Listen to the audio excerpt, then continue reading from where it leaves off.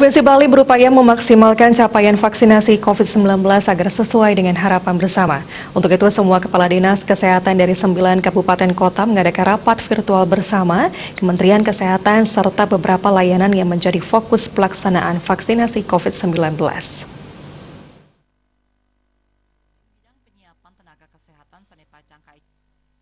Kepala Bidang Pencegahan dan Penanggulangan Penyakit Dinas Kesehatan Provinsi Bali Iwayan Widya yang didampingi Kepala Dinas Kesehatan Provinsi Bali Dr. Ketut Suarjaya dalam situs resmi Dinas Kesehatan Provinsi Bali mengungkapkan berbagai upaya telah dilakukan untuk mempercepat pelaksanaan vaksinasi. Saat ini capaian vaksinasi di Bali masih rendah. Per 1 Maret baru sekitar 3.405, itu pun dari Denpasar dan Badung. Sementara itu Dr. Ketut Suarjaya menceritakan tentang hasil pertemuan yang dilaksanakan pada 2 Maret 2021. Pihaknya kembali mengingatkan agar mereka segera mempercepat proses capaian. Dalam pertemuan tersebut, jelas Dr. Suarjaya ada beberapa perubahan sasaran vaksin di lapangan.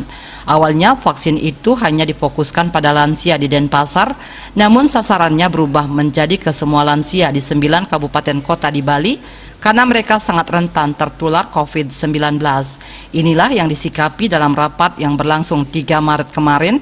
Ia berpesan kepada semua dinas kesehatan, 9 kabupaten kota, serta layanan agar mengikuti arahan yang disampaikan Kemenkes RI. Saat rapat tersebut, staf ahli Kemenkes RI menyampaikan beberapa strategi khusus terkait pengejaran capaian di lapangan.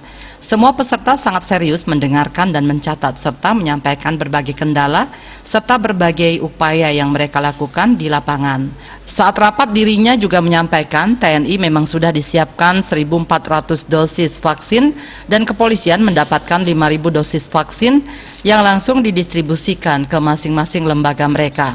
Sementara itu dirinya mendapat informasi di Tabanan perlu ada koordinasi karena dari kepolisian sepertinya belum mendapatkan arahan Bidokes Polda.